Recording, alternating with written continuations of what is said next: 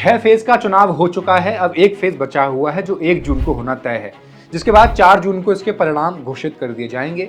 जैसे तैसे कमीशन ने इस चुनाव को आखिरी पड़ाव तक आखिरकार पहुंचा ही दिया। कई आरोप लगे, विपक्ष ने कोर्ट का दरवाजा भी खटखटाया, लेकिन जब हम पहले 4 फेज के चुनावी डेटा पर नजर डालते हैं तो पाते हैं कि इसका इलेक्शन कमीशन ने जो डेटा अपनी वेबसाइट पर दिया है उसमें गड़बड़ी को लेकर विपक्ष इलेक्शन कमीशन से अब भी सवाल कर रहा है। विपक्ष का आरोप यह है कि इलेक्शन कमीशन ने सिर्फ 4 फेज तक ही बीजेपी को 1 करोड़ 7 लाख फर्जी वोट दे दिए हैं। विपक्ष का कहना है कि पहले 4 फेज में कुल 379 सीटों पर मतदान हो गया था। ऐसे में इन 1 करोड़ 7 लाख वोट को बराबर बराबर इन सभी सीटों पर बांट दें तो हर सीट पर 28,000 वोट बनते हैं। कुछ नेताओं ने तो यहां तक कह दिया है कि बीजेपी की 200 सीट आ रही हैं, लेकिन वो इन 1 करोड़ 7 लाख वोटों को 100 उन सीटों में बांट देंगे जहां जहां उनका कैंडिडेट हार रहा होगा, और इस तरह उन 100 सीटों पर बराबर बराबर 1,07,000 वोट बंट जाएंगे। ये एक मोटा मोटा अनुमान है। जिन 100 हारी हुई सीटों पर जीतने के लिए जितनी गुंजाइश होगी उतना वोट उसको दे दिया जाएगा, और इस तरह बीजेपी 300 पार करने की तैयारी में है। सिलसिलेवार तरीके से हम इसको समझने की कोशिश करेंगे।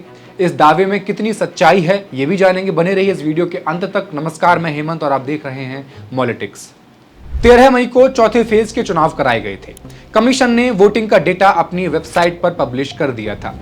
विपक्षी नेताओं के आरोप लगने शुरू हो गए क्योंकि कमीशन ने डेटा ही कुछ ऐसा उपलब्ध करवाया था। एक बार उस पर हम नजर डालेंगे। इस चार्ट को देखिए। इसको देखने के बाद विपक्ष के आरोपों को आप अपने तर्क से नकार नहीं सकेंगे। आरोप ये थे कि कमीशन अंदर ही अंदर बीजेपी को फायदा पहुंचा रहा है, करोड़ों वोटों की हेराफेरी कर रहा है। इस चार्ट को देखकर भी सब कुछ ठीक सा नहीं लगता। आंध्र प्रदेश में डेटा को देखें तो यहां सबसे ज्यादा अंतर निकल के आ रहा है। यहां कुल वोटर थे 4 करोड़ 13 लाख के आसपास। कमीशन ने डेटा दिया तो कहा कि 76.5% वोटिंग हुई है, जो थी 3 करोड़ 16 लाख वोटर के आसपास। फिर इसमें बदलाव क्यों हुआ? बदलाव आपके सामने इस चार्ट में है, आप देख सकते हैं। इस डेटा के बाद एक डेटा और दिया गया। कमीशन ने कहा कि वोटिंग 80.7% हुई है, जो 3 करोड़ 33 लाख के करीब है। अब यहां बढ़ोतरी हुई 4.2% की, यानी 17 लाख से भी ज्यादा वोटर बढ़ गए। अब ये कैसे हुआ? ये कैसे बढ़े? पहले का डेटा गलत था तो क्यों था? कंप्यूटर का जमाना है, चुनाव हर डिजिटल सुविधा से लैस है। ये आंध्र प्रदेश की बात हुई, बाकी के राज्यों का डेटा भी आप देख लीजिए। कुल मिलाकर जो हेरफेर चौथे फेज के बाद देखने को मिला वो 1 करोड़ 7 लाख का था। लेकिन रुकिए, इतने से ही अभी विपक्ष का दावा मजबूत होता नहीं दिख रहा।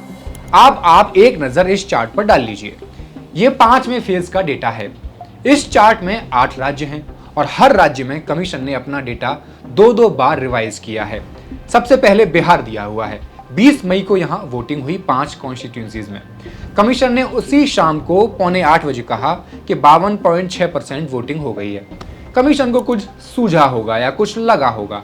उसी रात 11:30 पे कमीशन कहता है नहीं, वोटिंग हुई है 54.85%, मतलब 2.25% का इंक्रीमेंट कर दिया गया।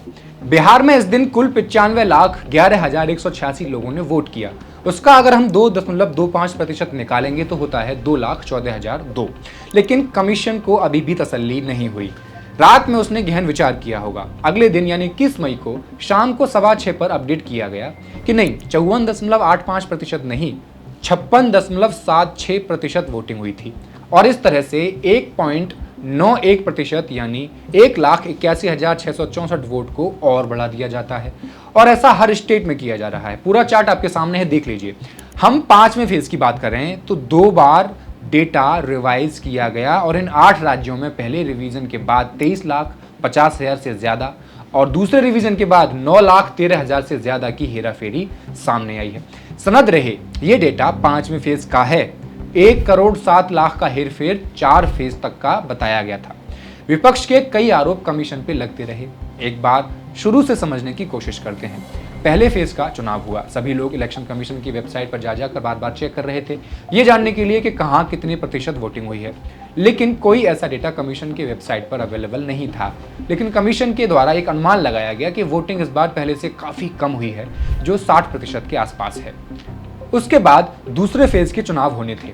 अब यहीं से विपक्ष की आपत्तियां आना शुरू हो गई। पहली आपत्ति उनकी ये थी कि सामान्य तौर पर होता यह है कि किन्हीं भी दो फेज के चुनाव के बीच ज्यादा से ज्यादा एक हफ्ते का गैप होता है, लेकिन पहले दो फेज के बाद दूसरे और तीसरे फेज के बीच 10 दिनों के गैप होने का क्या मतलब हो सकता है।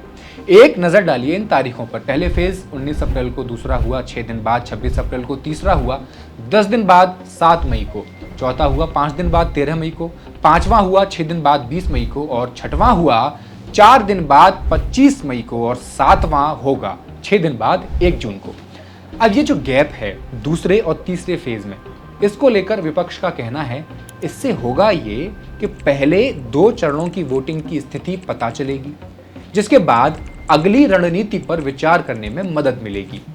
अपने पक्ष में वोटिंग के प्रति उदासीनता और आरएसएस कैडर का पूरे इलेक्शन से सेपरेशन ने यह बता दिया था कि सामान्य वोटिंग के रास्ते से अब मोदी जी अपनी सरकार नहीं बना सकेंगे।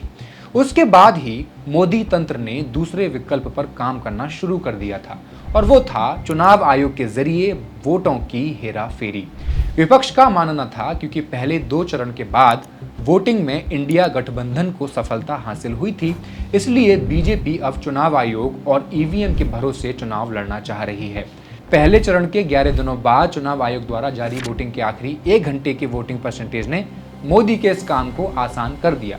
इस तरह से 4 चरणों की वोटिंग में चुनाव आयोग ने आखिरी घंटों के मतदान के हिस्से में 5% से लेकर 12% तक की बढ़त दिखा दी, जो कुल 1 करोड़ 7 लाख वोट बताए जा रहे थे।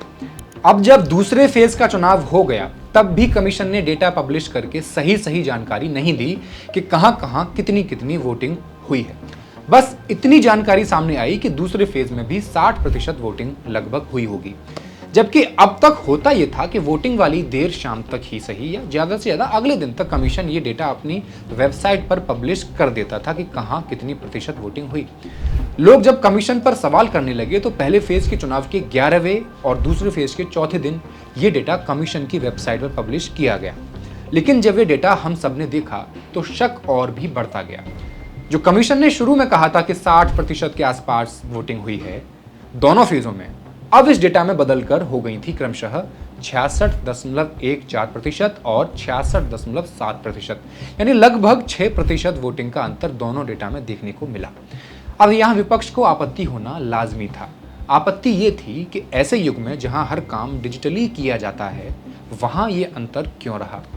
यहां अगली आपत्ति ये भी थी कि आपने चलिए प्रतिशत तो बता दी, लेकिन ये नहीं बताया कि इस प्रतिशत की वैल्यू कितनी है या टोटल वोटर्स अलग अलग पोलिंग बूथ पर कितने थे। अब क्या माना जाए कि 66% कितना है, 5 लाख है, 10 लाख है, 50 करोड़ है, कितना है, कोई संख्या तो पता चले। विपक्ष को आशंका थी कि ये जो लगभग 6% बाद में जोड़कर डेटा दिया गया है, वो सारा का सारा वोट बीजेपी को दे दिया गया है, और वो भी गलत तरीके से। विपक्ष ने हवाला दिया 2019 के लोकसभा चुनाव का, जहां ऐसा देखने को मिला था कि जो डेटा कमीशन ने दिया और जो काउंटिंग के बाद निकल कर आया, वहां 370 से भी अधिक सीटों पर अलग अलग, यानी मैच नहीं कर रहा था, डेटा अलग अलग था और हर सीट पर लगभग 20 से 40 हजार तक वोटों का अंतर पाया गया था। इस आपत्ति के बाद कोई एक्शन हालांकि नहीं हुआ। मुद्दा पहुंच गया सुप्रीम कोर्ट और इसे सुप्रीम कोर्ट लेकर जाने वाला था association for democratic reforms (ADR). जब कमीशन ने बिना वोटर्स की संख्या बताए कह दिया कि हमने फॉर्म 17C से जुड़े सभी विवादों को सुलझा दिया है, तो उस पर सुप्रीम कोर्ट ने कहा नहीं, कोई विवाद सुलझाया नहीं गया है। हालांकि सुप्रीम कोर्ट ने भी कमीशन से ये नहीं कहा कि आप हर बूथ पर कितनी क्या वोटिंग हुई है इसका डेटा उपलब्ध कराओ, क्योंकि कमीशन का कहना था ये नंबर्स अभी बताना वैधानिक नहीं है, ये हम काउंटिंग वाले दिन ही बता सकते हैं। वजह है ईवीएम द्वारा पोलिंग बूथ्स पर हुई वोटिंग के अलावा भी वोटिंग होती है जो बैलेट पेपर से होती है। इस तरह वोटिंग वो लोग करते हैं जिनकी ड्यूटी इलेक्शंस में लगी हुई होती है। सुप्रीम कोर्ट में कमीशन की इस दलील के एक दिन बाद पोल पैनल ने अचानक पहले 5 फेज में संसदीय निर्वाचन क्षेत्रों में वैलिड वोटर्स और डाले गए वोटर्स की पूरी संख्या जारी कर दी थी, ताकि डेटा जारी करने में देरी के बारे में भ्रमों को विराम दिया जा सके। इससे पहले कि आगे की कहानी शुरू करें, अभी ये जान लेते हैं कि फॉर्म 17C होता क्या है। दरअसल किसी भी पोलिंग बूथ पर एक रिटर्निंग ऑफिसर होता है जिसके पास ये फॉर्म होता है। दिन भर के चुनाव के बाद इस फॉर्म में एंट्री की जाती है कि कितने लोगों ने आज इस बूथ पर वोटिंग की है। इस फॉर्म की एक कॉपी उस पोलिंग बूथ पर मौजूद उम्मीदवारों के एजेंटों को दी जाती है और उस पर रिटर्निंग ऑफिसर और उस एजेंट के साइन करवा लिए जाते हैं। अब तक विपक्ष जहां ये कह रहा था कि सिर्फ वोटिंग परसेंटेज बताने से काम नहीं चलेगा, हमें संख्या भी चाहिए और हर कॉन्स्टिट्यूंसी वाइज संख्या चाहिए, तो कमीशन ने वो भी उपलब्ध करवा दी। चुनाव आयोग के एक अधिकारी ने कहा, देश भर में लगभग 10.5 लाख पोलिंग बूथ के साथ लगभग 40 लाख एजेंट हैं। अगर हर पोलिंग बूथ पर 3-4 एजेंट मानकर चलें तो लगभग 8,000 उम्मीदवारों को फॉर्म 17C के माध्यम से सभी वोटर्स के डेटा मिल जाते हैं। इस प्रकार एक कॉन्स्टिट्यूंसी में डाले गए वोटों की कुल संख्या जो फॉर्म 17C में दर्ज है, किसी भी तरीके से कभी नहीं बदली जा सकती। लेकिन डेटा बार बार रिवाइज करना, उसमें फेरबदल करना, डेटा देने में देरी करना, ये सब इशारा करता है कि विपक्ष के आरोप निराधार तो नहीं हो सकते।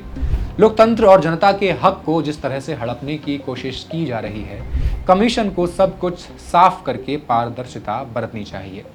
आपकी क्या राय है, कमेंट सेक्शन में लिखकर जरूर बताएं। मॉलिटिक्स को सब्सक्राइब कर लें। शुक्रिया।